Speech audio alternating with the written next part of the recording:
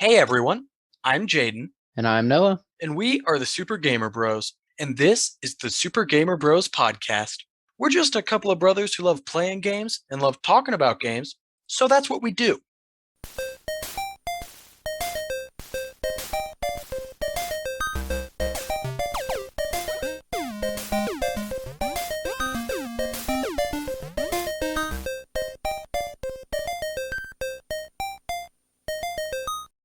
So today, Noah, we are talking about Marvel's Spider-Man, or Spider-Man PS4 as it's also sort of called. I've also heard Spider-Man 2018. Yeah, I suppose that could work. That's Is that just what I say because I also say God of War 2018. So it was just a year of that type of game. Yeah, I get what you're saying. But it's also like there are, as far as I'm aware, at least three different video games since the PS1 alone that are just called Spider-Man. Although this one, like anywhere you look on like the menu on like the PlayStation like home menu screen, the like trophy list, if you search it online, it is called Marvel's Spider-Man. So I think that is a purposeful thing they did for I don't know why.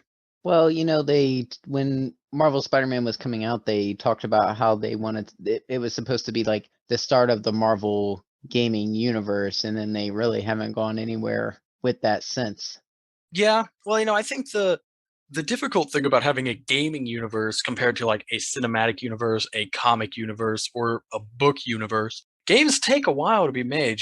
So it's like, yeah, you can have multiple studios working on games at the same time, but even then, you don't know what type of delays there are going to be or anything like that. Now we're going to talk about Spider-Man, which, as you said, it was released in 2018 by the legendary Insomniac Games. And Insomniac Games, we both have been playing their games for our entire gaming careers, pretty much.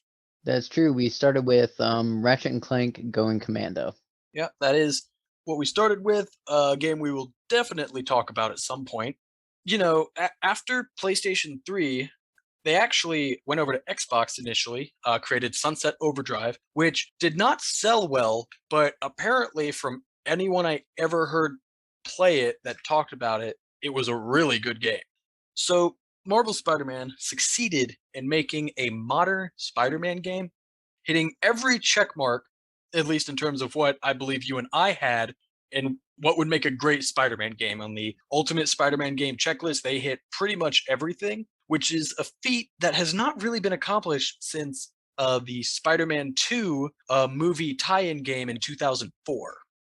That's true. It's kind of like the staple Spider-Man game. Whenever you're talking about classic, amazing Spider-Man games, you mention, of course, the first one just because it set the foundation, and then the second one for having extremely complete mechanics. It was a surprisingly deep game for the time. Oh yeah, it was really good. But you know, and really any Spider-Man game that has come out since has absolutely been compared to Spider-Man 2 as, the base of is it as good as the best Spider-Man game that's been released? And nothing had really hit it. But when this game was announced, Spider-Man PS4, and I remember seeing the announcement and it was Insomniac Games, and I thought, oh well, that's going to be good because it was them making it, and they, as far as I'm aware, they have never made a bad game. Insomniac started on the PlayStation 1 with Spyro, the Spyro the Dragon series. Very, very popular, good PlayStation 1 series. One of the PlayStation 1 mascots. Then on PlayStation 2, they had Ratchet and Clank, another incredible series. PlayStation 3, they continued Ratchet and Clank, but I don't know if they did anything else. Like, I think there is an in between point somewhere in there where they made something that might not have been good. Then they went to Xbox for Sunset Overdrive, and then they came back to PlayStation for Spider Man. I just looked it up. Their series in PS3 is Ratchet and Clank and Spyro, but they made, I didn't know this, they made the Resistance Fall of Man games, Oh, which are not bad really? either. I actually really like those games. No, those are really good games. I did not know that was them. That's really impressive. I didn't know that I mean, Yeah, that's like a very quality shooter for anybody who's never played it. It's yeah. amazing. It's a solid game series. But anyway, Spider Man.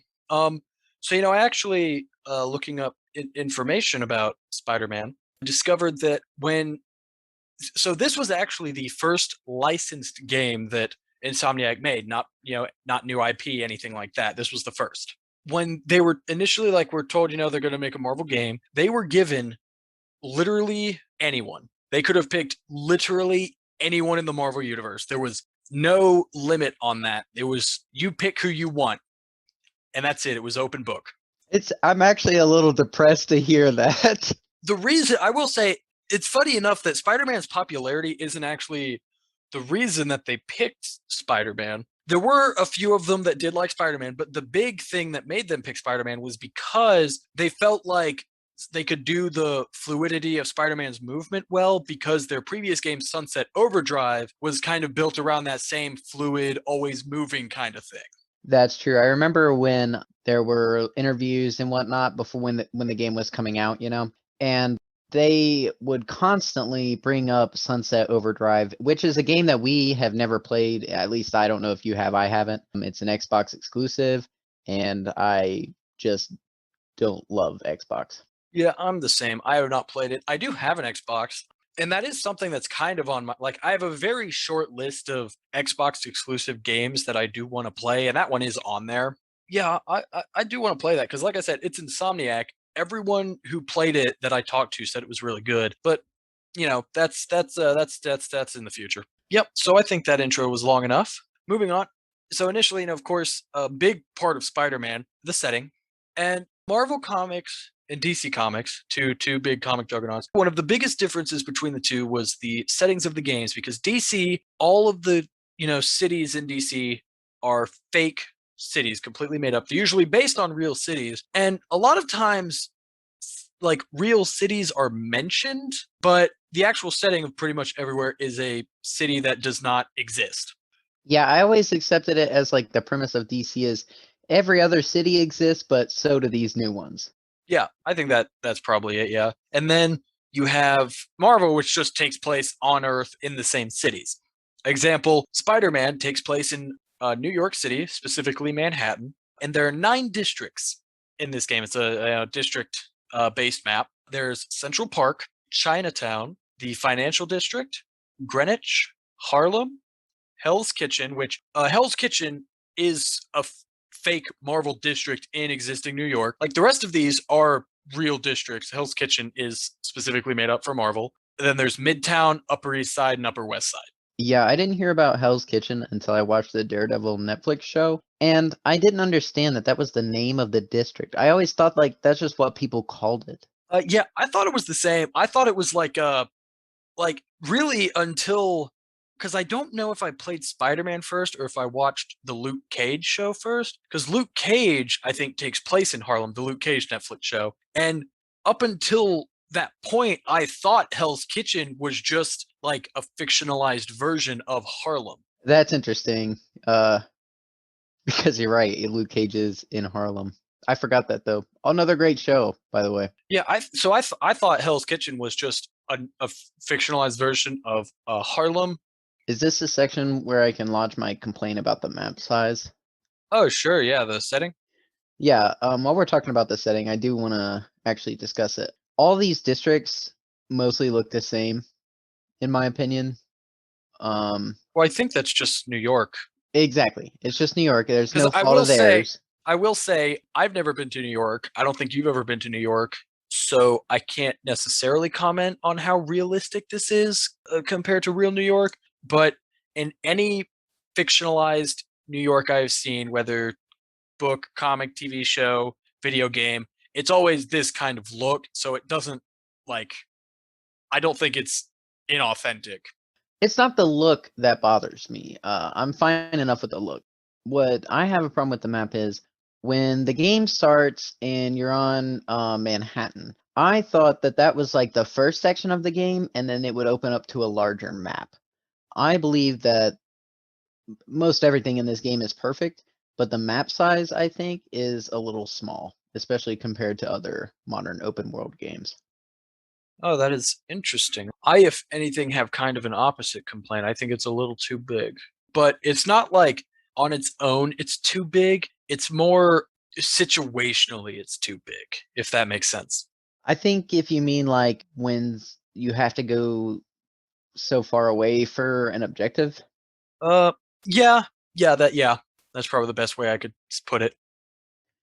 Yeah, but I would argue that the two most fun parts of this game are traversal and combat. I agree. I do think though, when going for completion and having that happen, I think like completion took me long enough that it got to a point where I was getting a little annoyed with it towards the end. But that's hours upon hours of gameplay. So it's not like a normal person playing through the game would probably have no complaints about it. It's just something that I had from just playing it as long as I did. That's fair. This is one of the few games that we both completed. We both did complete it, which I will say when we get to talking about later, we'll also explain some of my ire with this game's. But for now, we'll move on and we'll just talk about the characters. A lot of characters in this game. I narrowed it down as best I felt like I could, but there is the protagonist, pretty much the three protagonists, because you play as all three of these people. Peter Parker, he is Spider Man. At the point of this game, he has been Spider Man for 8 years. He has graduated college. He cannot pay rent. And, that's his life. Brilliant decision by Insomniac to do this. How many times over the past 10 years have we seen the Spider-Man intro, you know? Yeah, like the origin story. And it even, like, I was honestly surprised playing through the whole game. Like, Ben Parker, Uncle Ben, does not appear in this game once. Maybe like a picture, but like he doesn't even like I thought maybe there'd be a flashback at some point, or maybe even like just flashback of like a flash voice of just hearing his voice say something like the whole with great power comes great responsibility thing. But he's literally not in the game at all, other than like, you know, being mentioned by other characters. But again, I think that's a good decision because, we all know the story. Uncle Ben is not a character in Spider-Man, he's a character in Spider-Man's past. It's like Bruce Wayne's parents. Nothing ever changes about it. They exist in the past. No, I agree. I agree it was a good decision, but it still was something that like surprised me of like, man, they didn't not even a flashback or anything. I was shocked. But like I said, like you said, it's a good decision. I'm glad they did that. Because it is, Spider-Man and Batman have the two most watered down backstories because every time they have to do it. So then there's Mary Jane Watson, Peter Parker's in this game ex-girlfriend, actually. The other protagonist in the game is my favorite addition. I thought this change should have been done to Spider-Man lore a long time ago, but they make Miles Morales a canon character in their Peter Parker universe. Yeah, that's actually like playing this game, and I guess even watching Spider Verse. These were my first two interactions with Miles Morales, and I always thought he was in Peter Parker's universe. I didn't realize he was like an alternate universe Spider Man until way after the fact. Like I think you're the one who told me that, and like he is easily one of my favorite comic book characters of all time, which is so awesome to me, especially just because of how new he is. Because like in all the like you look at all the big time comic book heroes and villains, all of them have been around for decades, with like the exception of at this point, really all I know is like Miles Morales. He's the only like, because of like the Spider Verse movie, because of the video games, he is like a top bill superhero, and he has not been around that long compared to all of the rest. That's true. The amount of publicity he's had in the last 4 years or so. And then, how many superheroes have their own game? Although, some might call it a spin-off, but it is billed as a unique game, so it is a Miles Morales game. Yeah, I agree. And plus, I mean, even if it wasn't relate like even if this Spider-Man game hadn't come out, I imagine Miles Morales still would have been successful because once again, because like Spider-Verse completely focused on him. That's true, but that's topographic, and we'll see where it goes. I support it. Like I said, I want him to be like basically like Peter Parker's sidekick is what I like about him. Yeah, I agree with that. I like I said, I just want him around. I think he's cool. Anyway, that's you play as those three. So yeah, those are the three protagonists in the game. Then you also have the antagonist. Obviously, what is a good superhero game without a good villain? The main antagonist, Otto Octavius, Doctor Octopus. In this game, it's actually his origin story, and He is Peter's friend and mentor. Peter works with him. He basically, is one of those scientists that doesn't make a lot of money, but is trying to make the world a better place. And in the end, he ends up going crazy, becomes Doctor Octopus, and bad guy. I love this because Doc Ock, he's so weird, but he's one of my favorite Spider-Man villains. And at first, like as soon as he's introduced, I'm like, oh, like oh my god, he's right there. That's him. And then I'm like, maybe it's too on the nose. Maybe that he's just going to be a good guy and it's their universe. But I love how they did it, how they took it there.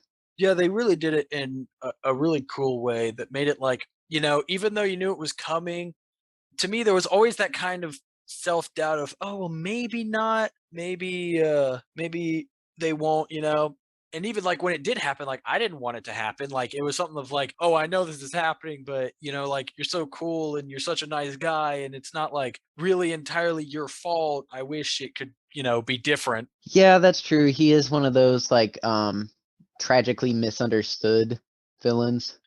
Yeah, he is the main villain. Your kind of second main villain. He is like the main villain for the first. You could say the first 2/3 of the game, roughly, because the game is split into 3 acts, and you deal with him, Herman Lee, pretty much until the about the end of the second act. He is a philanthropist. He runs Feast, which is the kind of homeless shelter, food bank, charity place that Aunt May works at.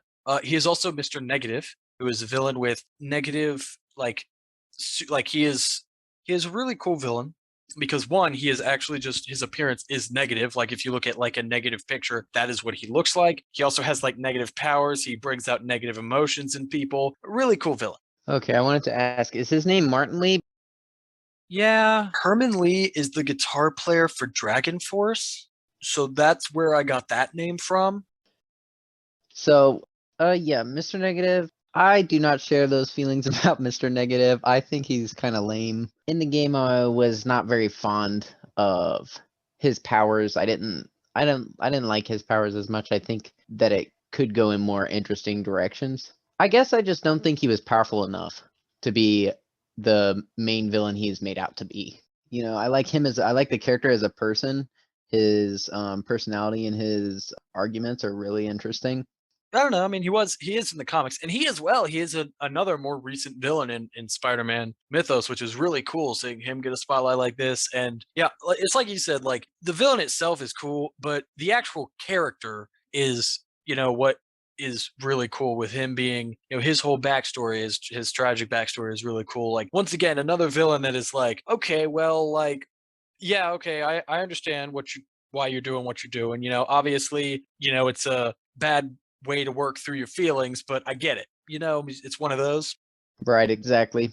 Then after him, we have, of course, the Sinister Four, Well, it's the because the rest other of two aren't there. yeah, it's just the rest of the Sinister Six. Well, no, Doc Ock is one, right? Yeah, no, those six people listed as antagonists are the Sinister Six. Mr. Negative? Yeah, he's one of the Sinister Six in this game. Yeah, in the game, but I mean, who's the classic Sinister Six? Do you know who the other one is? It's I feel like Goblin. I think it is Goblin, but they're saving that. Spoiler alert. Oh, I guess I'll go on. Yeah, so the rest of the Sinister Six they show up as I mean, they have like really cinematic scenes. They do these characters justice. And then they have mini boss fights, each of them. First of all, there's Maxwell Dillon, who is Electro. Yeah, but so he's Electro, obviously. Electricity powers. There is McDonald Mac Gargan, who is Scorpion. I don't know about his initial comic book origins, but so initially in the game, he was, I believe, like a special ops soldier. He was like chosen from like a list of candidates. He was given like a super soldier serum, like Captain America, and he was given this like scorpion suit. The reason being a scorpion is like a natural predator of a spider, so scorpion to take down Spider-Man. But then like the people who like funded this super soldier thing, which was like, I don't know if it was like an Oscorp thing, but I know like J. Jonah Jameson like helped fund it because he thinks Spider-Man is a big menace. And Mac was chosen. And it turned out, I don't know if the whole process turned him insane or if he was just initially insane, but he was insane. So then he ended up like, becoming a villain, just killing random people, whatever. So Spider-Man had to take him down. So then there's Adrian Toomes. He is the Vulture. More popular recently because of the Spider-Man Homecoming film. A really, really cool version of Vulture in that movie. And I yeah, I was mean gonna he's say, Michael Keaton.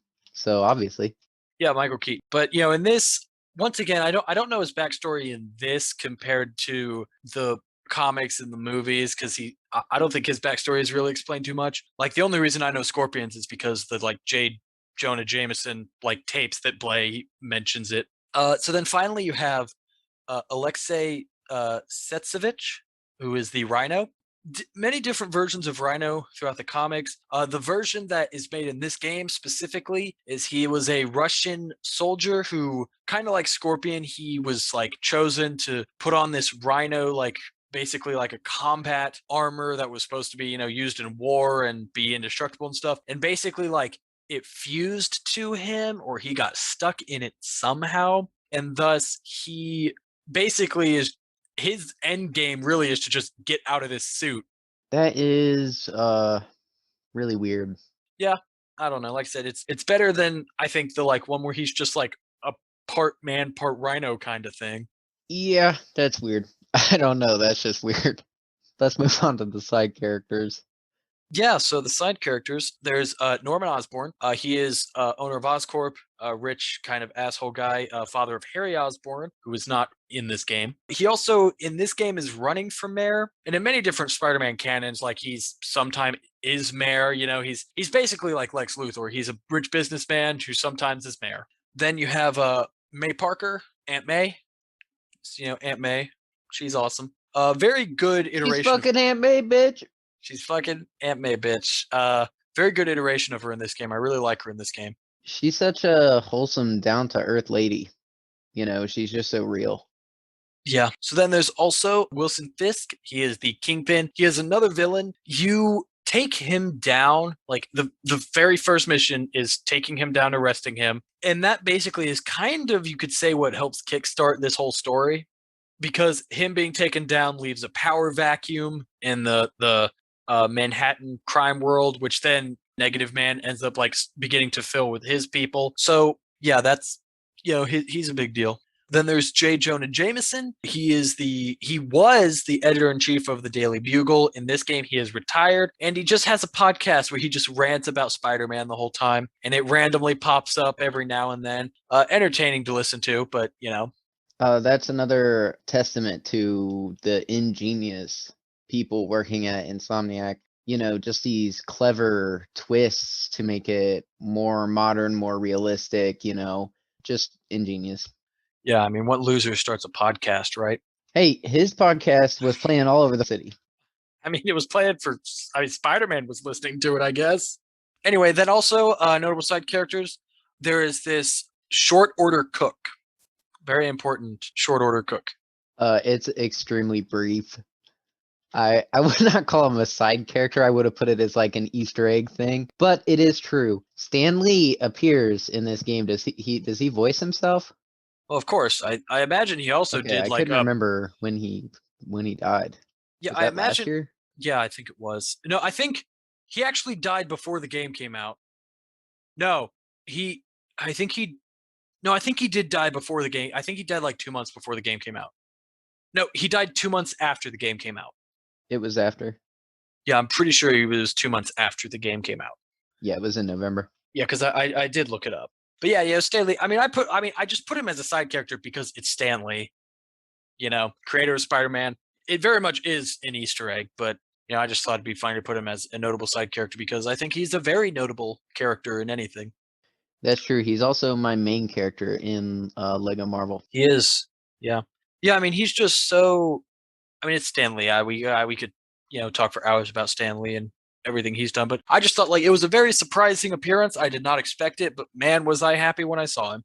Yeah, I mean, you love to see it, his cameos, and it was one of his last ones. So it just made the game that was great even better. Anyway, yeah, big character game. A lot of characters in this one, but now we'll go ahead. We'll move on to the story. So, like I said, the story split into 3 acts.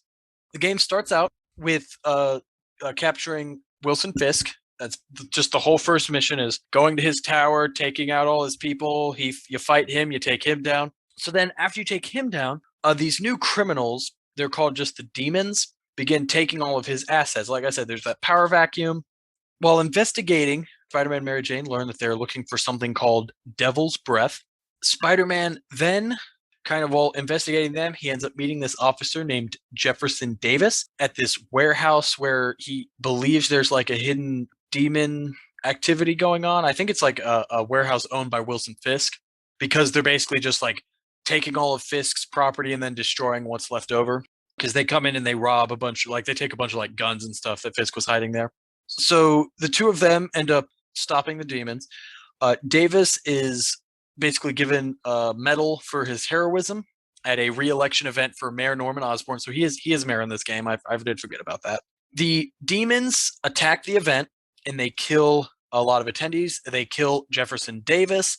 Kind of while this is going on, Peter discovers that Herman Lee, who is not Martin Lee, transforms into their leader, Mr. Negative. He is knocked unconscious before he can help.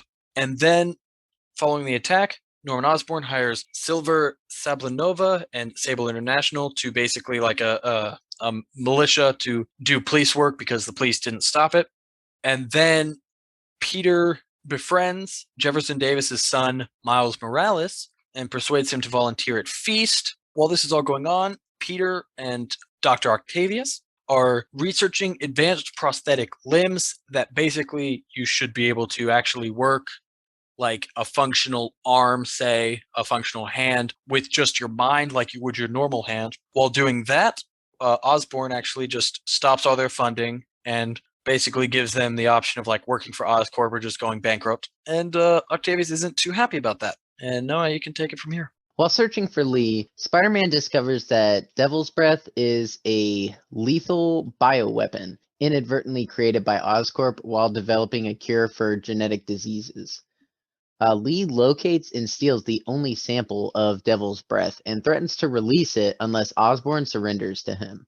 Lee is eventually foiled by Mary Jane, of all people, and Spider-Man. He's subsequently incarcerated at a nearby maximum security prison called the Raft, while the Devil's Breath is secured. And this is what brings the game into the next act. Like, he's captured, and then I think, like, you have, it's either, like, the very next mission, or there's, like, one mission in between where there's the big breakout at the Raft, which is the last mission of Act 2.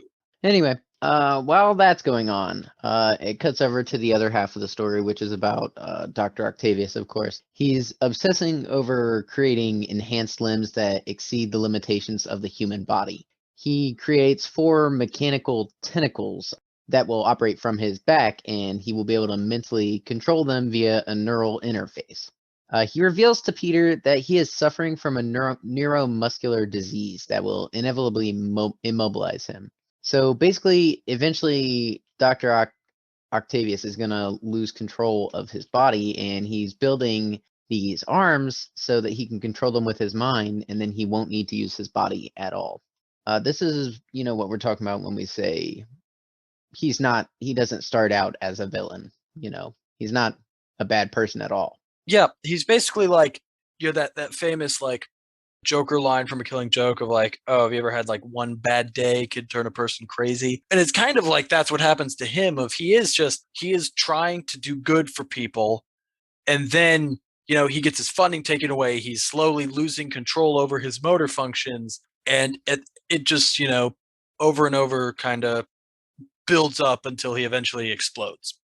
Right. So Peter warns Octavius that the neural interface, could impact his mind and personality. Octavius continues to use it in secret, of course. He's overcome with anger at Osborn for forcing them to shut down.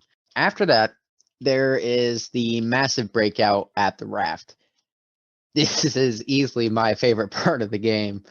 So while investigating, Spider-Man learns that some of his greatest enemies, Martin Lee, Electro, Vulture, Rhino, and Scorpion, have escaped. They eventually subdue Spider-Man and present him to Octavius, who has now become Dr. Octopus. Doc Ock warns the beaten Spider-Man not to interfere before retaking the Devil's Breath from him and releasing it in Times Square, causing a massive outbreak that infects numerous people, including Aunt May. This is what causes New York to descend into chaos. And that's when Octavius and his team attack the city. Some of them split up, some of them are in groups, but they're all attacking the city in different areas. Osborn declares martial law as mayor, and he blames Spider-Man for the incident, branding him a fugitive, which means Spider-Man is wanted from the authorities. Yeah, so that's the end of Act Two. Really a very big crescendo into what is this final section of the story. Then, moving on to Act Three, Spider-Man gradually begins like taking back the city. He defeats Electro and Vulture in one kind of like tag team fight. He defeats Rhino and Scorpion in another tag team fight, and I feel like this is probably where we should talk about their fights. All right, that's fair. Let's start with Electro and Vulture. It's an air battle. Like the entire fight, you're swinging around in the air. A really cool fight. They work really well together. Like I think it's even like Vulture in the story talks about how like, oh man, like I never realized we would make such a great team. Never would have realized without the smart guy telling us that we should work together. And I think it really shows. It's a really cool fight how it works. That's true because one of them sits back with projectiles and the other one dashes at you. Yeah, it's sort of. Like I mean, there are phases. I mean, at the bare Yeah, because like in the barest form of what the battle was. yeah, pretty much. But of course, it was spectacular to look at. I mean, the effects of Electro's powers and Vulture's speed and his wings, their attacks were interesting. And like you said, they were in phases. And that's what makes these boss fights feel like unique boss fights, honestly. I mean, yeah, it's like you're literally taking down, like you are Spider-Man taking down his greatest villains as they're working together, and it's like it's not the easiest fight in the world. Same. It goes the same with the Rhino and Scorpion fight. I was gonna say about I had a much harder time with the Electro and Vulture fight than I did with the Rhino and Scorpion one. The Electro and Vulture one, I had to restart a couple times. I don't think I had to restart either too much. I think overall the first time, because I did play through the game twice, because I played through on New Game Plus. My first time I actually had a harder time with the Scorpion Rhino fight, because how that fight works is it's more like Rhino is like the brute guy always charging at you, kind of you always got to be aware of where he is, while at the same time Scorpion is kind of like sneaking around and will jump out and attack you. And that one I just could not get a handle on both of them at once, to where like I would always be focusing on one and another would hit me. Whereas with the Electro Vulture fight, they're both very loud, boisterous characters in terms of combat, just because of what they do, that it was always easy to figure out where both of them were, so I could keep track of that fight better. But the second time I did the Rhino Scorpion fight, I think I beat it in like less than 5 minutes. I just breezed through that one. That's true.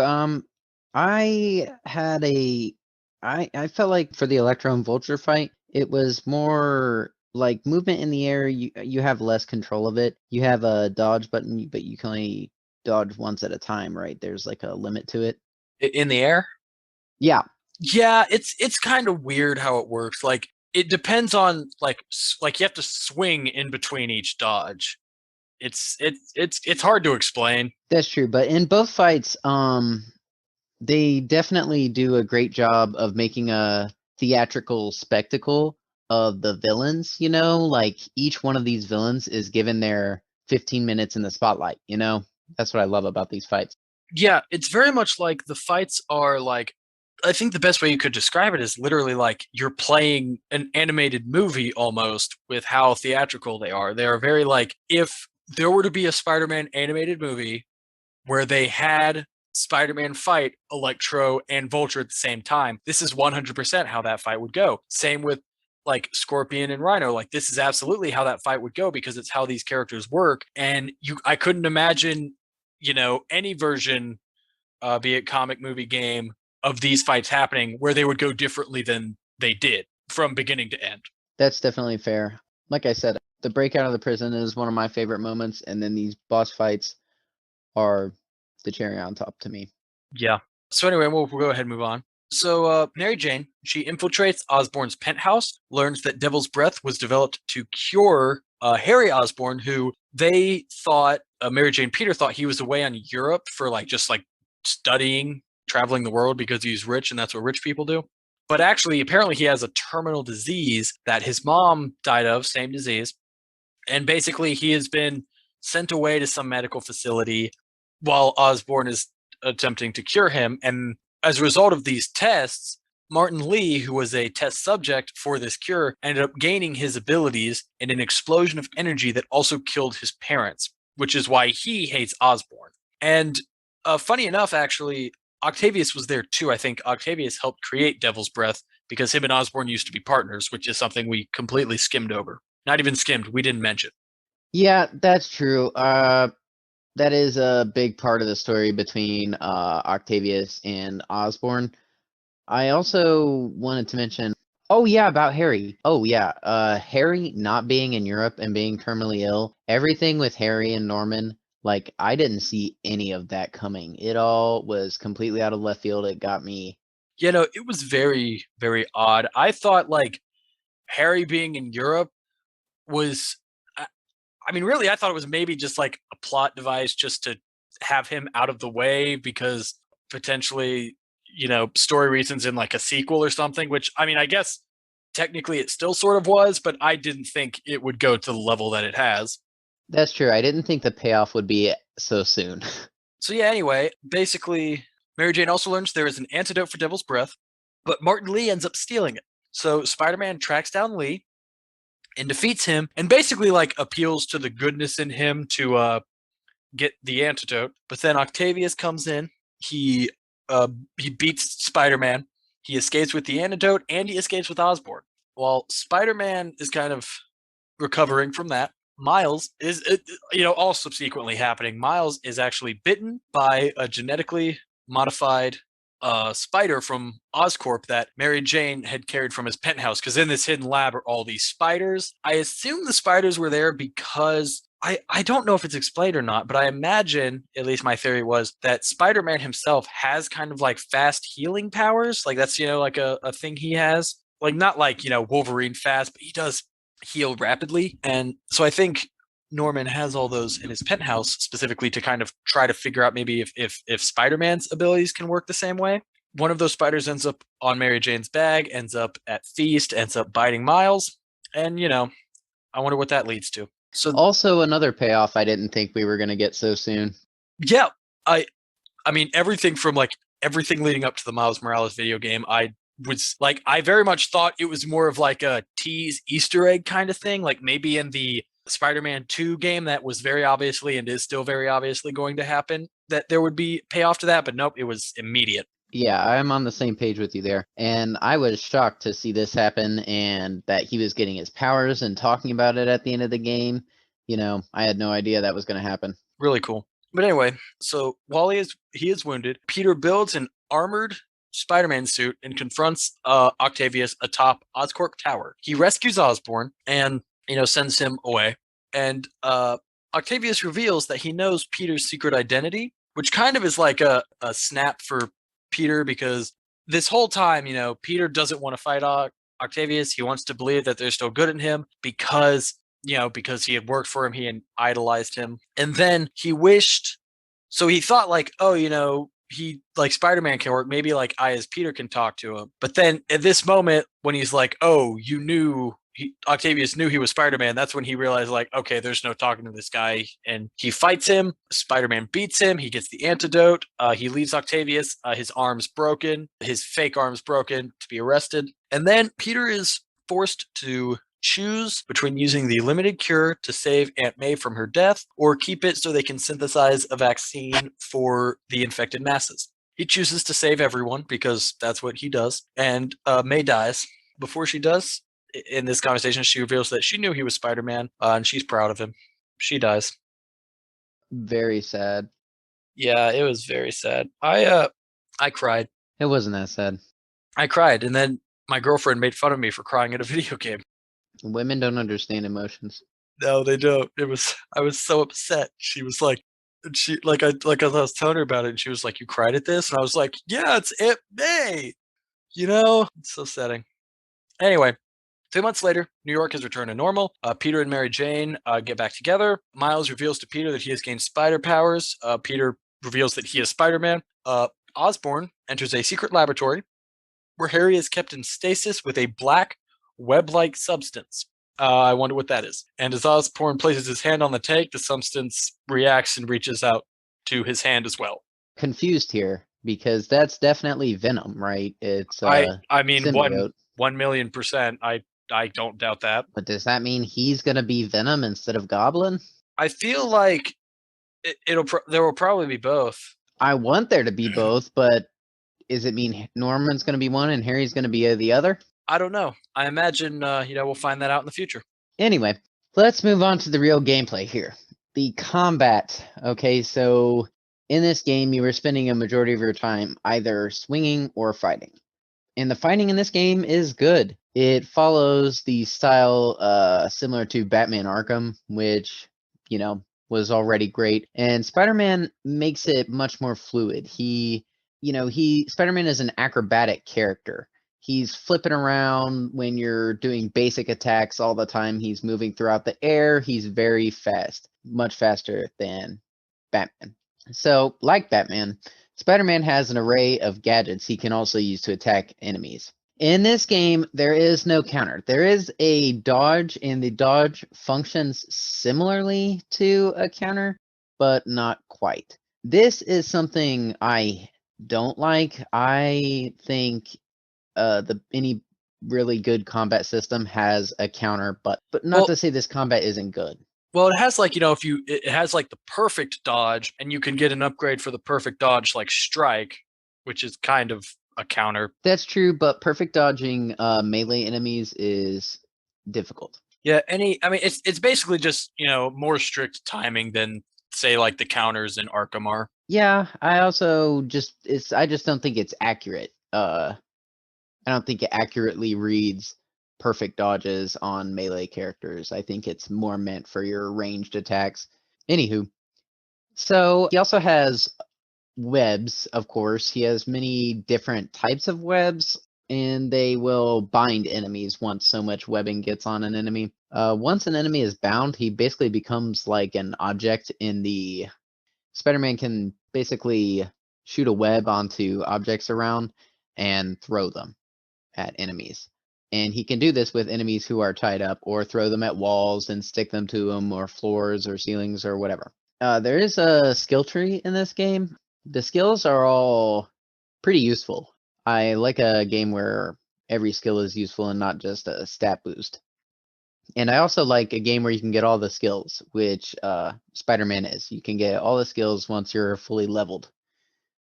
Yeah, that's my big thing. I hate games with skill trees where you can't get all skills, because choosing specific skills is just the worst. It's the worst. And plus, in a video game, I want to be an overpowered god. I want all the skills. No, I agree. So also during combat, you generate focus, which it's focus. It's basically like you land strikes on enemies, you get focus. I think if you get hit, you get a bit of focus. Dodging gets anything in combat pretty much gets you focus.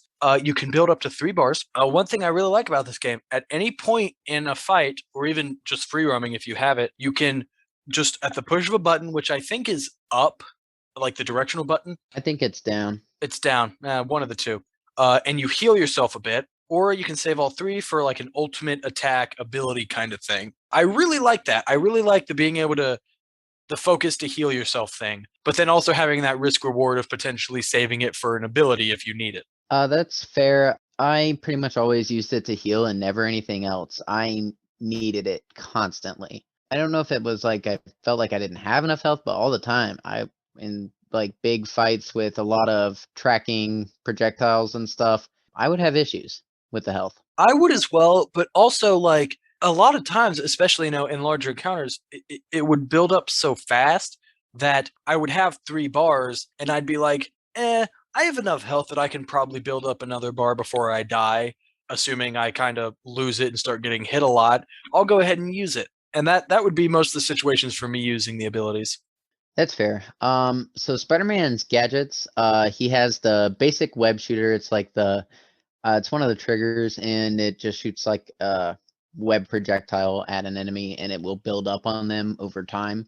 Stronger enemies take longer to build up, and some can't even be webbed with the basic web shooter. There's also the impact web. It's like a heavier web. It's bigger, and it can get bigger enemies. Then there's the electric web. It basically tases enemies. There's the spider drones. The spider drones are one of my favorites, actually. Yeah, it's really cool. It's basically like you throw it. Yeah, it's like you throw it out, it flies, and then I think it like has a little taser it shoots enemies with. Yes, it does, but it's extremely reminiscent of Mr. Zircon from Ratchet and Clank. And that is a similar mechanic. You toss it out, it's a little robot that follows you and then blasts enemies. I like minions in games, something that can attack for me so I can focus on other enemies or healing or whatever I need to do, spacing, get away. Yeah, no, I get what you're saying. It's a very useful thing. There's also the web bomb, which I mean it's a bomb of webs. I think you can like specifically like attach it to a person and then it blows up, but it basically just shoots out an area of webs good for, large groups of enemies. There's the trip mine, which basically used during your like stealth sections because those are a thing. It has like a little laser that goes out, and then when an enemy crosses into it, it basically shoots out a web that grabs them and then pins them to the wall like an instant takedown kind of thing. The concussive blast, which is a concussive blast, and the suspension matrix, which basically like turns off gravity in a specific area for a short amount of time, leaving enemies just floating in midair. I never used either of the last two. I did there there were some, I think, in the DLC, and maybe in the main game, there are the challenges, but there are some that require you to use certain gadgets, and that's when I would use those. I'd never use them in the actual just normal playthrough of the game. Exactly. Not all the gadgets were useful, and some of them definitely had specific uses. Like you said, the trip mine, I really would never use that in combat. Um, Mostly I wouldn't use any gadgets in combat. The web bomb, I got into that a little bit. Mostly it would be if I needed to, an emergency impact web or electric web. Yeah, I think I used the trip mine in combat a bit because I think it was usually like maybe a bonus thing in like because each like challenge would have like a combat challenge, like the bases would have little side things you could do to get you more points basically, or it was maybe even a trophy. But you can attach a trip mine to an enemy, and when another enemy gets within it, it grapples the two of them together. So I did that a lot, but usually I only did it when I believe, like I said, like it was a little bonus objective in a mission because it was like, something that would get you extra XP. Right. Yeah, so the suit mods basically they're just like 3 little equipable bonuses to Spider-Man's abilities. They increase his defense, they allow him to generate more focus per hit, give him a greater attack power, things like that. Yeah, like there were a decent amount, but you can only have 3 equipped. I I I had my set 3. I didn't really experiment around with those too much. I completely agree. I never really changed mine. I found the ones that I thought had the best stats for what I was using, and then that was it. Yeah, pretty much the same. Things that like I realized, I needed or didn't need. Anyway, so then moving on to the other big aspect of this game, traversal. Spider-Man uses his webs to swing across buildings. The game automatically locks onto points at which Spider-Man can anchor his webs to. He also has this kind of like dash thing that he can use, where he basically just like grabs on something and just propels himself forward. But you can only use that once between normal swings, but you can like upgrade that to use it.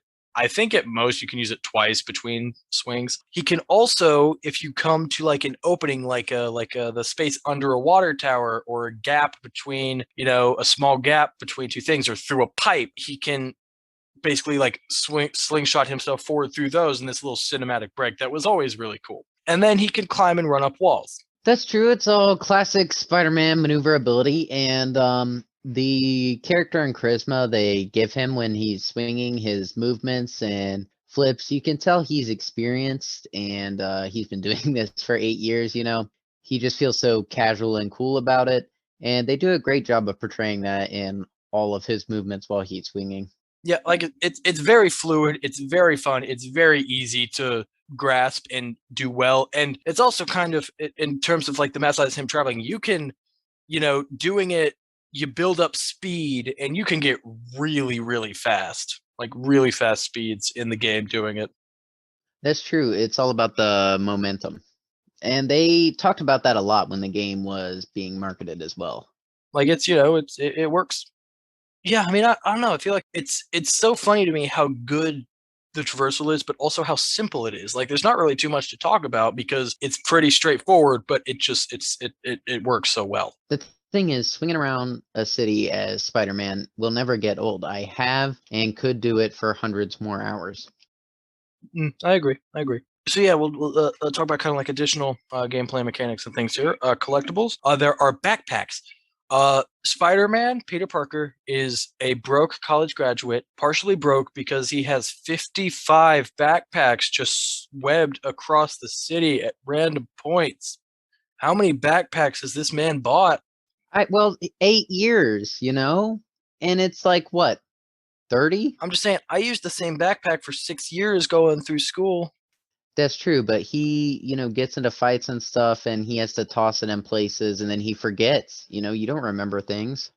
Whatever. Yeah, 50, 55 times he forgets. But I'll say this: the backpacks were not that bad as a collectible. Oh no, they were not bad as a collectible. It's like the concept of them is funny. Plus, in terms of like Easter eggs references, everything in the backpacks that you find is like a reference to usually an older Spider-Man comic or older Spider-Man things. Like they have like his he finds his like original web shooters. He finds like gloves he used in his first fight with Electro, like rubber gloves that would help negate the electricity, which is like a thing in the comics the first time he fought him. He has little web wing things that he had in the Spectacular Spider-Man series. So like, I mean, it's a cool collectible. It's a successful collectible. That's true. All their collectibles, the best ones they add to the world building of the game, increase the lore. There's more. I want to say it respects the canon. Yeah, I agree with that. Also, being in New York City, there are a lot of landmarks, and Peter being a photographer, he takes pictures of famous landmarks, and that gives you landmark tokens, a collectible. Like it's sort of a collectible. The backpacks as well get you backpack tokens. Those are important because we'll talk about that in a bit. If you play a game where you are Peter Parker, you have to take pictures at some point in the game. Yeah, well, I think it makes sense. Well, you don't have any Clark Kent, you know, there's no Superman games. You don't have any Bruce Wayne missions in any of the Arkham games. Well, I mean, they don't do, Bruce Wayne doesn't do anything that translates to games so easily. Same with Clark Kent. Like, Clark Kent isn't a photographer, he's a reporter. I didn't say he was a photographer. Anyway, back to Spider-Man. Anyway, yeah, so I guess going back to the gameplay stuff, there are mini games. They're kind of like mini puzzles. You play them actually as Peter. Whenever you go to the lab that he worked in with Octavius, he does just walk in dressed as Peter. And there are two different scientific mini games you can play. The first is basically connecting like circuits and stuff. It's basically like the connect the pipe puzzles, those kind of things. Except sometimes you have to affect them with like different charges and stuff so that the charge equals what you need. Some like there are positive charges, some negative charges to make it all equal. Just putting a little extra spin on the whole connecting point A to point B with pipes mini game. Yeah, I actually love these mini games. My only complaint about them would be that I never had one that I thought was too challenging. No, they were never too hard. And then in the second type of mini game is basically I forget what they're called. Like there is a name for them. Basically, like different compounds when you run light through them, they block out a bunch of different like of the visible light spectrum. They block out most of it, but then there are always like certain colors of light that shine through, and you can use that to identify compounds and elements and stuff. I can't for the life of me remember what that is called, but basically you're taking these different compounds, like you're given like one of those like kind of light spectrum images, and it's like this is a compound, and it's like, well, these compounds that I have here make up this compound. Well, like these like ingredients basically make up this compound. Which of these ingredients were used, and you have to put the different light spectrums together to make that overall light spectrum, and that is that puzzle. That was a lot. So the next thing that is an additional gameplay mechanic that we need to talk about are the Miles Morales and Mary Jane segments. We put them together because they're basically identical. You play Miles Morales before he has powers in this game. So in these segments, I'll start with the Mary Jane ones. Well, in both of them, you're sneaking, always. You're sneaking around, usually like a compound where enemies are usually looking for something, and Mary and Miles just happen to be there, and they are trying to get information for Peter. These segments are interesting. I like Mary Jane taking action, empowering Mary Jane, but I found these segments, the first few times it was fun, but I got tired of it by the end. Yeah, it's certainly overdone. It's like one of the biggest complaints you'll see about this game, if you look at any review, are these sections. It's like it's a Spider-Man game. You want to play a Spider-Man, not this. That's pretty much how that works. They're not bad, but it's certainly like I would much rather, instead of spending this 10 15 minutes sneaking around as Mary Jane or Miles Morales, I would rather spend 10 15 minutes doing stuff as Spider-Man. That's pretty much the end of those. So then you have the Taskmaster challenges. Taskmaster, did not expect him to be in this game. Really cool Marvel villain. Basically, for anyone who doesn't know, he's a guy who his superpower basically is he can learn the moves of the people fighting against him. Like he can learn their fighting style so well that he can then copy it completely and eventually even predict what they're going to do before they even do it. Really cool dude, really underutilized. He's in the Black Widow movie, so hopefully, he gets some love. But anyway, his challenges basically there are four types: bomb challenges, defuse bombs within a time limit; combat challenges, beat people up in a time limit; stealth challenges, sneakily take out people in a time limit; and drone challenges, where you have to follow a drone through this specific path. There is a time limit, but the score of the drone challenge is not as much on the time limit as just following the path. Beating them gets you challenge tokens, which all the tokens are basically used to buy suits and like upgrade stuff. Yeah, so the challenges are cool. I personally didn't like them too much. My favorite thing really about the challenges is when you beat all the challenges, you fight Taskmaster, and that's a really cool fight. Fighting Taskmaster is the best part of all that. The challenges were actually difficult. No, they're very hard. There are three different levels you can get. I think I got like the bottom or middle level on every challenge. I don't think I got the top level on a single challenge. They're really hard. Oh yeah, I was definitely on the same page. I struggled with them immensely. Like I guess it's like beating them isn't hard, but beating them to get a passing score is hard, because even getting the bottom score is like, it's not like if you beat it you get the bottom score. You still have to do decently well to just get that, like the bottom level, I guess. Right, I just wanted to do just enough. Yeah, pretty much. Yeah, those are cool. And I guess we'll talk about stealth here because there are stealth challenges. That's true. And yeah, I'm glad you mentioned it because the stealth only occurs in the places that it is, I want to say like scheduled. I don't know.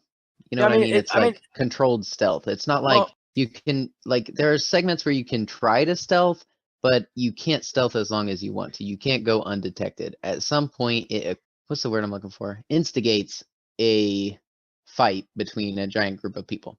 yeah, for the most part, there are indoor stealth missions, there are outdoor stealth missions, but like he's not. It's not like Arkham, because like he does have like stealth takedowns, but he like it's just not as solid as Arkham. It's not as easy to just actually stealth as it is in Arkham, to just like walk around stealthy like.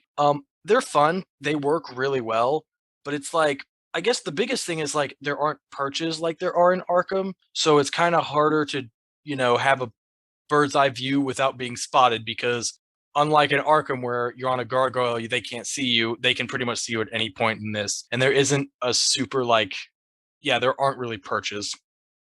Okay, I really like the stealth segments that occur in the story naturally, but then there are the bases, which are large indoor areas, and you basically fight waves of enemies and you have to take them all down. But when it starts, it's a stealth sequence, and multiple times I stealthily took out every enemy, and then the waves of enemies came anyway.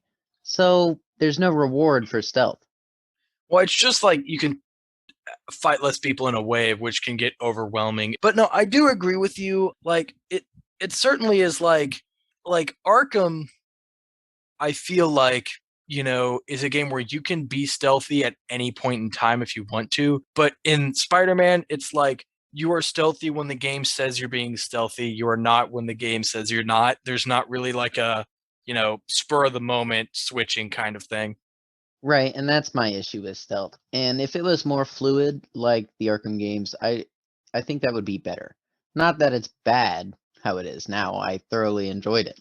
Yeah, no, it's good. It's just like every time I play stealth, I always had that feeling of, this could be better. But yeah, I mean, it's perfectly fine. Like it's not bad. It's just I've played better stealth games, so I just think of those when I'm doing stealth in this game. So Yeah. So anyway, you mentioned the bases. You get base tokens for doing the bases. Large indoor enemies, areas, waves of enemies, and that's pretty much a base. You also have research stations, which basically like they're on rooftops. There's something like Harry had made because like his mom had wanted to, and basically it's just like you go around, usually like a traversal based type of mission, which once again the traversal is really fun. So I really did enjoy all these missions because of how intricate you have to be with your traversal sometimes. But then it's like little science based missions, pretty short. They get you research tokens, and that's really all to those. that's true. These were appropriately numbered and spaced. You talk about the Black Cat stake-ups. I don't know how many of those there were. Yeah, I feel like there was like 12 or 13, but basically it's just you find a perch that was left by Felicia Hardy, aka Black Cat. Um, and in you find like she set up the perch. Then in that perch, you have to find her like this little like toy cat she like would leave behind as like a keepsake for you, pretty much like for Spider-Man. She's doing it on purpose because that's what she does. You find them all. You report them all, so they're all taken to the police. Once you find them all, police. It actually turns out like it was a setup, and they activate so she can steal her gear back from the police because at this point in the game she had like retired, but then this is her kind of like coming back, so she ends up getting all her gear from the police lockup with your help, sort of. You also get a suit from it. She makes Spider-Man a suit for some reason. It's a cool suit though. No, it is a really cool suit, and yeah, that's really all to those. It's like it counts as a side mission, I'm pretty sure. Then you have surveillance towers. Basically, you just like do a little sort of mini game of matching wavelengths to unlock portions of the map. You have random crimes. They pop up at random. There are 4 factions in throughout the game that each do their own types of crimes. There are 5 for each faction, meaning every district has, except I think like Central Park only has 10 crimes, but every district has 20 crimes. There's too many. This is one of the things that sort of ruined the game for me was at the end, because you have to do all of them to get 100%. Like just swinging back and forth waiting for these crimes to spawn is just really annoying. And there, like I said, there are 20 in every single district. It's too many. Yeah, it was too many, but I do like the idea of random crimes popping up. Like it's a nice side mission. It was just way too much. Yeah, like no, the idea is really cool, just way, way, way too much. So then, one of my favorite parts, the suits. There are a lot of suits in this game. The main game has 33. I think that includes every suit that was added post launch as DLC, such as the Amazing Spider-Man suit, my favorite suit of like any Spider-Man suit ever, the Tobey Maguire movie suit. Um, and then the DLC, each DLC chapter has 3 suits, giving you a total of 9 suits throughout the DLC, giving you a total of 42 suits in the entire game. Pretty much all of these suits are really cool. Oh yeah, they're all interesting suits from the comics, and I don't even know where most of them are from. I have no idea, but they all look amazing.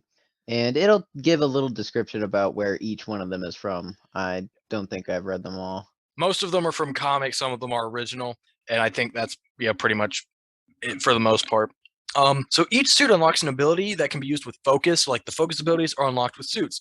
They can attack enemies. They can boost Spider-Man's stats. A bunch of different things. One of the things I absolutely love that this game does is once you unlock an ability, you can change out that ability with any other ability without having to wear the suit that initially unlocks that ability. That's true. This is the equivalent to other games where you will wear armor for a certain stat and then want to have the appearance of another armor.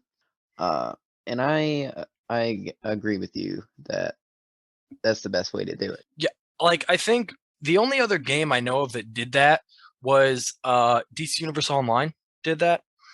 And I love it because it's like obviously you want to wear the stuff with the best stats because you need good stats in games where that is a thing. But the best stat armor, if it's not the coolest looking armor, then it's like, well, I want to wear the coolest looking armor because I have to look at this character for so long. I want to look cool. So this, obviously the suits don't have stats, but the abilities is like, I really like this ability, but I really love this suit that doesn't come with that ability. So the fact that you can, have the good ability, but then also have the suit you want is so cool. And it would have been a very big complaint of mine, probably biggest complaint if that is not how it worked. Right. What was your favorite suit? I mean, like I said, the Tobey Maguire Spider-Man one, I really, really love that suit. Other than that, I would probably say I don't remember what it's called, but it's kind of like that, like that. You know what? Like that kind of like bluish suit. You know which one I'm talking about? Like a blue kind of neon suit. What's your favorite suit? Oh, mine was the Iron Spider suit. Only because its ability, you actually got the Doc Ock like legs. I actually never once used that ability. Well, it actually wasn't good. It kind of sucked. But in theory, it's awesome, Like and I respect that it's awesome. in theory, I thought it was cool, but like I said, I never use. I not once thought, oh, I'll use that. Yeah, no, the suits very big part of the game. I absolutely love them. So moving on, the game has a bunch of side missions. There are a decent amount that it's just like, hey, you're helping this random person with this random issue. So I didn't feel like everyone was necessarily noteworthy, but I put the ones that I thought were. The first one, helping Howard. You're just catching a bunch of pigeons. I just put that because I feel like that's just a noteworthy mission. You're swinging through an area. Spider-Man somehow recognizes a pigeon as one belonging to this homeless guy, and you have to swing after it and catch it. Too many pigeons. There are too many pigeons. Next is Internet Famous. It introduces Screwball, who is a newer villain in the Spider-Man comic mythos. Basically, she is like streams online. She's obsessed with viewership, and she uses people like her quote unquote fans to basically commit crimes and potentially hurt people, causing Spider-Man to have to stop them, which brings in a lot of viewers. It is insane. Insanely dumb. I hate Screwball. I hate these missions. I was not a fan of this one. I think I like the character. I like the concept. I just found I didn't like she is a very annoying character, but obviously she's supposed to be. So I think it's done really well. Yeah, I agree with you. Like, she's supposed to be annoying, but not fun. The missions weren't fun. The character's not fun. The addition of her, I just don't understand why. I just felt like it was a waste of time. I don't know. I thought it worked in the modern day that we live in. Anyway, so there's that one.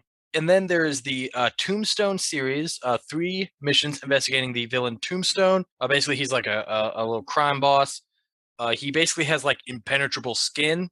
And then you investigate him. You end up finding a way to actually like weaken his skin, and then you take him down. He gets arrested. This is what I mean. I want more side missions like this, comic book character with a history and somebody who, has no fans, no following, and they made him really interesting in these three missions and he had a really fun boss fight. No, it was a really cool side mission series. And then you have the corrupted students missions. Basically, 5 missions in the story, the main story. While investigating Mr. Lee, you end up going to Empire State University, which is the college that Peter Parker attended. At a costume party, while there, Mr. Negative, he ends up corrupting a bunch of students. After the party, one of the students says like, "Hey, my friend went missing," and sends you like a picture, like the last picture that was like posted from that guy's phone, whatever. You track him down. There's a bunch of corrupted students. You beat them all up. They end up better, and basically, they're that same initial student. Whenever he learns about another missing person, sends you a picture of them, like their last known location, and you have to find that location and take down the students. It's a series of 5 missions. That's why I felt like it was noteworthy mention. It is actually like I think there are like 13, 14 side missions in the whole game, and a third of that is just these. Yeah, it's okay. Yeah, they're fine. It's just like I said. The only reason it's noteworthy to me is because there's 5 of them. It's not anything special. I feel like overall in the gameplay. That's kind of it for gameplay. There is a lot of stuff in this game. There's a lot of stuff you can do. That's true. So Marvel Spider-Man makes you feel more like Spider-Man than any other game to date, I would say. I would argue that it does a better job than Spider-Man 2 because it nails not only Spider-Man, but Peter Parker as well. Yeah, I would agree with that. I know I said we don't need, secret identity gameplay sessions, but honestly, they don't feel out of place in this game at all. Like it feels natural when Peter's just Peter, or when you're Mary Jane, or when you're Miles.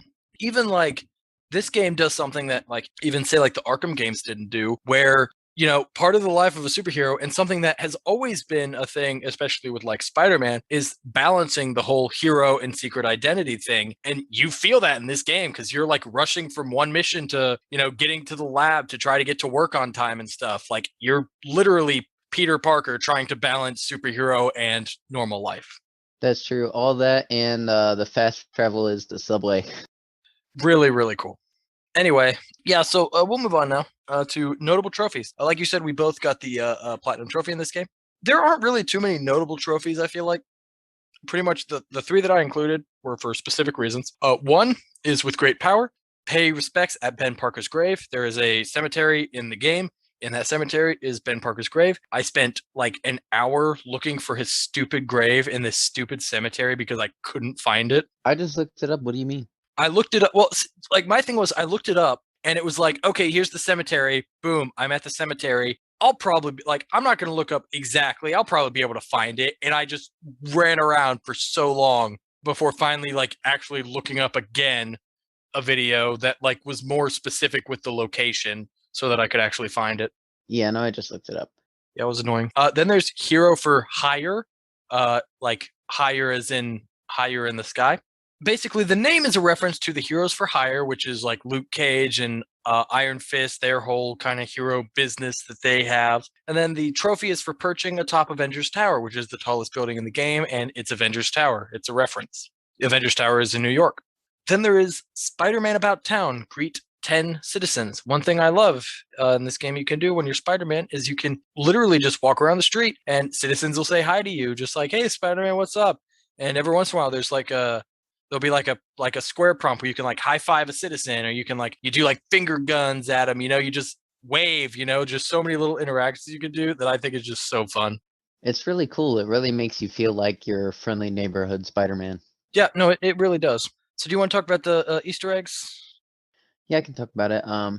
So Spider-Man depicts fictional locations and entities from the Marvel comic universe. This includes Avengers Tower, the Wakandan Embassy, the Sanctum Sanctorum, the law offices of Nelson and Murdoch, Alias Investigations, the Superhero Cleanup Company, Damage Control, the Roxxon Energy Corporation, and Empire State University. These are all really cool Easter eggs, and it's interesting because, the Sanctum Sanctorum is something that, nobody would really know about until after Doctor Strange became popular. The Wakandan Embassy, Wakanda, Black Panther, the Sanctum Sanctorum, like you said, is Doctor Strange. The law offices of Nelson and Murdoch, Foggy Nelson, Matt Murdock, also known as, Daredevil. So it's things that it makes sense for them to be there because literally in Marvel, like all these things are in the same city. But at the same time, it's like, something that I'm sure like a lot of people might not have even noticed because, they might not be comic fans, anything like that. That it's just like, oh, hey, here's this little extra thing. But it's like, oh man, it's Doctor Strange's house. It's, Matt Murdock's law office, stuff like that. Yeah. So for Easter eggs, there's the Stanley cameo. Obviously, we talked about that. You can find Insomniac Games Studio, the makers of the game. You can just find their studio, which I'm in real life they're based in LA, I think, but obviously it's their logo, it's their studio in New York. Speaking of like the real locations that are actually in New York, you can find Radio City Music Hall, which is like cool, I guess. It's not like an Easter egg. On the marquee, there is a performance that night by the Quarks featuring DJ RC. Do you get the reference? That's so funny. Quark, Captain Quark is the reference here. That, for anybody who knows Ratchet and Clank, is DJRC, obviously. Captain Quark is a character who is a, like, fake hero in that universe. That's a funny nod to their other series. Yeah, it's really cool. Also, there is Spider-Man 2, the video game, very quote-unquote famous for its pizza delivery missions, and specifically the theme music that played during those missions, which became kind of like a meme. You could find like videos and videos about it. Just it's a fun little track. And apparently, certain pizza places in the city, you can, if you stand outside, you can hear the music playing in those pizza places. That's pretty cool. That is hilarious. I also saw this. Is this the movie theater marquee Yes. that says "Maddie, will you marry me"? Is that the developer? No. That is a fan tweeted out to like, Marvel Comics, Insomniac, whatever, saying like, "Hey, I want to propose to my girlfriend, like Madeline or whatever. Can you guys like hook me up, get it in the game or whatever?" And Insomniac actually put it in the game on a movie theater marquee. Maddie, will you marry me? Yeah, that's actually in the game. That's really cool of them, right? Yeah, it's really cool. Unfortunately, Maddie left that guy for another man before the game came out. Insomniac did actually offer to like remove it from the game because of that, but the guy said like keep it in because he was like, oh, maybe someone can use it. Yeah, that's funny. I think it's really interesting when developers put something like this in the game. Yeah, it's really cool. So anyway, we'll move on to our questions. Favorite moments? For me, the end. I really love the end, like the whole like post Doc Ock boss fight cutscene with him and Peter, and the whole like Peter and Aunt May conversation. Really, really awesome. I really enjoy it. I agree. The ending is fantastic, but I'm gonna have to say that my favorite moment in the game is the breakout at the raft. Like Yep. in all the Batman Arkham games, even in Arkham Asylum, it never really feels like it's out of Batman's control. But with Spider-Man, you felt like nothing's ever in his control. Yeah, no, it like the raft breakout is certainly a very close second. It's a really cool moment. Favorite boss battle? That's a tough one. My favorite boss battle, I know, God, I don't know. I'm gonna go with Doc Ock, just because Doc Ock is one of my favorite villains in Spider-Man mythos, and I loved to see the fruition of what Insomniac did with him. Yep, I agree. It's a very good boss fight. Yeah, like I said, I think Scorpion and Rhino. I really like that boss fight. I think they're two like of my favorite Spider-Man villains, and I think the way they work together and are still like kind of against each other because of how they work it's fun. It's really good. Anything that you did not like about the game? Um, Not really. Like I said, just some a little bit too much of the side quest stuff, and then I could have dealt with a bigger map. Okay, yeah. I will hold my thing I didn't like about the game until later. Anyway, and replayability. Yeah, I did play this game a lot when it first came out, like multiple times. I have played it once. I have not played it again. Although when we discussed talking about the game, I did think that I wouldn't mind running through it again. But really, more so I just want to play Miles Morales. Yeah, I understand that. All right. So then this game did have a 3-part DLC story. Very quickly kind of go through short summary of this. Basically, three parts. The first part, the heist. A few months after the main game, the Maggia crime families are looking to fill the void left in the underworld by Wilson Fisk and Martin Lee, Mr. Negative, being taken out. Spider-Man encounters Black Cat robbing a museum, stealing this hidden USB drive. Mary Jane informs him that Hammerhead, who is one of the crime bosses, has a hard head. That's his whole deal. It's in possession. Black Cat is basically stealing the drives for him. Black Cat ends up basically stealing all the money from all of the Maggia crime families, which are stored in like bank accounts on these flash drives. Kind of weird. While escaping, going back to her apartment, Hammerhead rigs it to blow. It blows up. She is presumed dead. Second part, gang war has erupted between all the Maggia crime families. In a raid against Hammerhead, Spider-Man assists the police. Some police officers are killed. Hammerhead and his gang have been stealing Sable weapons because those were just left in the city after Sable left at the end of the main game. Hammerhead finds this thing called Project Olympus, which is basically this powered armor. He wants to execute the Maggia Dons on live TV. Spider-Man stops him, defeats him. The captain of the chief tries to shoot him, but then hits him in the head because of Spider-Man's interference. She gets dismissed from the police force. Hammerhead's body being taken away. One of his henchmen infiltrates the ambulance and resuscitates him. He's still alive. Moving on, Sable, Silver Sablanova, she comes back to the city to take revenge on Hammerhead because he stole all of her weapons. She gets captured by Hammerhead, who has turned his whole body into a cyborg exoskeleton. Spider-Man and Silver Sablanova are caught in this trap. Black Cat, surprise, not dead, rescues Spider-Man. Sablanova is captured. Spider-Man then teams up with Sablanova to take out Hammerhead. They take him out. Boom, end of the missions. I only played the first two parts. I was not that interested. Yeah, my one thing I don't like about the game is the DLC. I I I don't know why, but if anyone who has not played this game, I would absolutely recommend playing the main game. I would not recommend playing the DLC. I did not enjoy it. I did not have fun with it. It's all because of Screwball, honestly. So in my final review, I I do would like the screwball challenges. The screwball challenges replace Taskmaster challenges. In this, at the end, you unlock a side mission in part 3 where you actually have to like chase her down and capture her. That's fun. There is, I will say, one of the reasons that I especially did not like the DLC was because around the time when the first part of the second part of the DLC came out, I don't know if you remember this, Noah, but my PlayStation ended up breaking down and I had to reinitialize it, meaning I lost all of my save data for Spider-Man. I do remember that. So I had to replay through the game, one, to get the map unlocked by doing all those little side missions, and two, because I had to restart, I was at such a low level that I couldn't beat the enemies because the enemies kept getting more powerful and getting more equipment, making them more powerful. And holy crap, it sucked. So I had to actually play through the main game for quite a bit to get myself leveled up so that I could actually survive through the DLC. Really, really hurt my experience with the game in general. But That's not yeah, a good way to run DLC. I don't like that. yeah, I agree. I did not like the DLC. And like literally love the game. I will play through the game again. I will never play through that DLC again. Anyway, I'm sorry for interrupting. Your final review. My final review is that this is the best Spider-Man game to date. Without me having played Miles Morales, I can't say if that's any better or not, but it makes you feel the most like Spider-Man. The combat is so much better than any other Spider-Man game, and the gadgets are fun.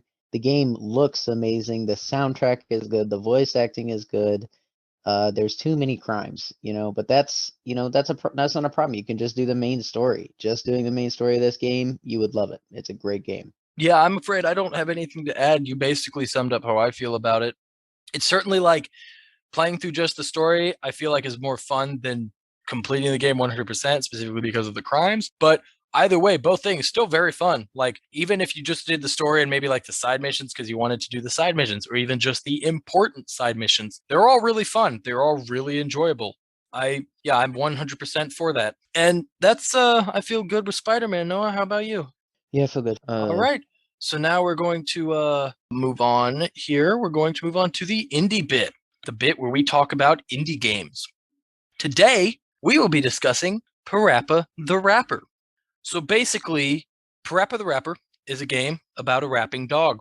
in this very unique art style game where there are paper flat characters put in this 3D background. So basically, the story of Parappa the Rapper, he's a rapping dog. He basically raps to learn how to do many different things to impress the girl that he has a crush on, his one of his like friend group, a sunflower named Sunny Funny. And that's basically the whole point. That's all he's trying to do this whole time. So then moving on to the gameplay, this game is one of the very first rhythm games that exists. The way it works is using square, triangle, circle, X, and then L1, R1. You have to mimic for the most part, mimic the masters who are rapping with you, basically copying what they do in rhythm. It actually is really cool because Parappa talks when you push the button. It is actually very like, each syllable is usually mapped to a different button or whatever.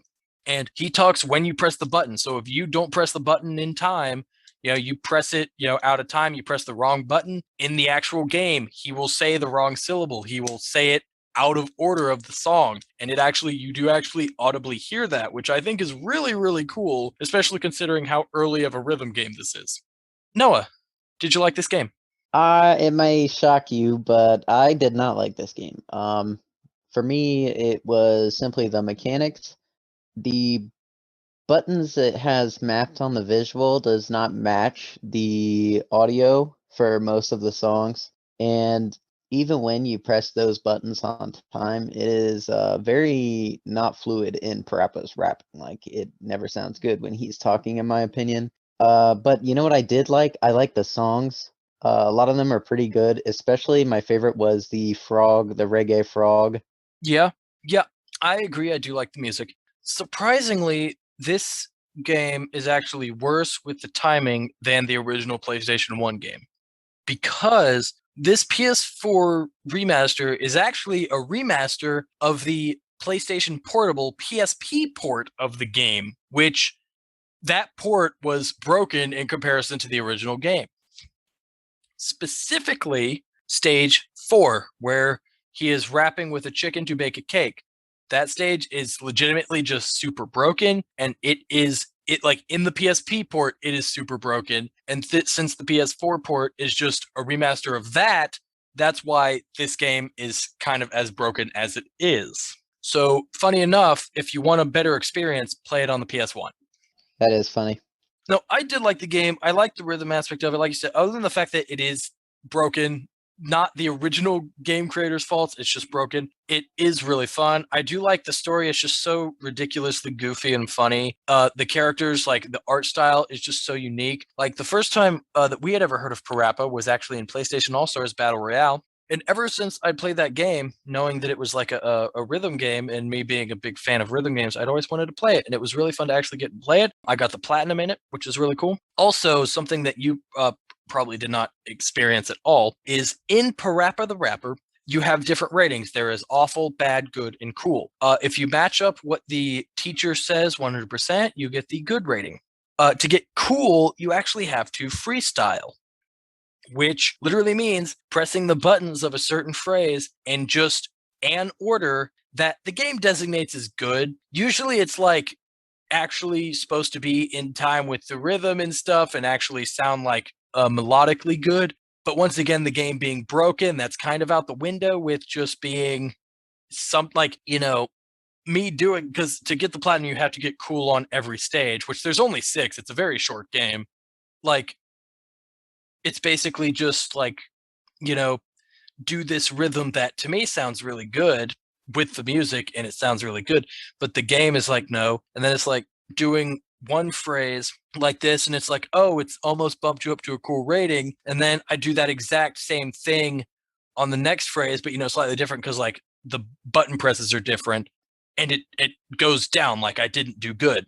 Like it's completely random. Doing all of the stages on cool, there were some of them that I was only like the first stage, I was only able to do it once after like half an hour of just playing the stage over and over again. And even like after that, I tried to do it again and couldn't do it again. Like I honestly have no idea in some of these stages how to do it.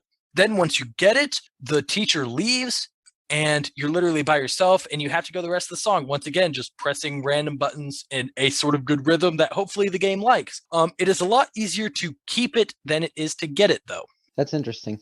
Yeah, one thing I do like is they do actually kind of make it worth it, because finishing, each stage on good is like the good ending of a game, the good ending of every chapter. But when you finish it with a cool rating, it's like, we're talking about in JRPGs, like the true ending. Like the conversation is different with like the teacher afterwards, and it certainly like makes you feel like a lot better about doing it, like with kind of how they react to you and how Parappa Rap's like, for example, in the flea market rap, once you buy a car afterwards, in when you get a good rating, you buy a car that is literally like an exact copy of the car he wrecked. He just fixed his dad's car. But in the cool rating, he actually buys like a sports car, like a really cool looking sports car. At the end of the second stage, when he gets his driver's license, in the good ending, he has like an awful driver's license photo, because that's the thing that everyone has. But in the cool rating, he actually has like a really cool looking driver's license photo. That's cool. I didn't know that. Yeah, so it's fun. It's a cool game. I mean, I don't know. That's all I have to say about Parappa. It's a very simple game. I assume this would be a short indie bit. So once again, even though it's not technically an indie game, very short game. Not a lot you can talk about. That's true. Okay. Yeah. So anything you have to add about Parappa the Rapper? I have nothing more to say All about right. Parappa the Rapper. All right. So for our next episode after this one, we're actually doing something special, Noah. So this episode should be released on April 26th, Monday, April 26th. Well, exactly 8 days after that is Tuesday, May 4th, aka May the 4th be with you. That's correct, and that's why we are doing a special Star Wars May the 4th episode. And that's why our next indie bit is going to be a classic Star Wars game, Star Wars Jedi Knight Jedi Academy. Yep. It's an older game like Parappa, not as old, but it is an older game. Also, not technically an indie game, but it's a game that I am very excited to talk about because I have been playing it in preparation for that episode. Also, for our main game, we normally don't announce it, but it being a Star Wars special, I feel like we'll go ahead, is going to be Star Wars Jedi Fallen Order. AKA the only good EA Star Wars game. That is arguably correct. Uh, also, we will have a special guest. We promise it's not Kyle. What the fuck? And but I don't know. I don't know what the popular opinion on Kyle is. I like Kyle. No, we'll have a special guest, a friend of mine who is a diehard Star Wars fanatic. So I think he will be able to add a lot to our appreciation of Star Wars in an episode. So hope you guys go ahead and come watch that one or listen to that one because we're Star Wars fans, and I think Star Wars is slightly popular. So yeah, don't forget, new episodes every other Monday. Tuesday, May the 4th will be our Star Wars special. Rate and subscribe. Tell us if you like our show, or tell us if you don't, and tell us why. Tell your friends and your enemies about the podcast. And you can follow our Twitter at Superb Gamer Bros. That is SUPERB Gamer Bros for updates on episodes. And we'll see you guys next game. Bye.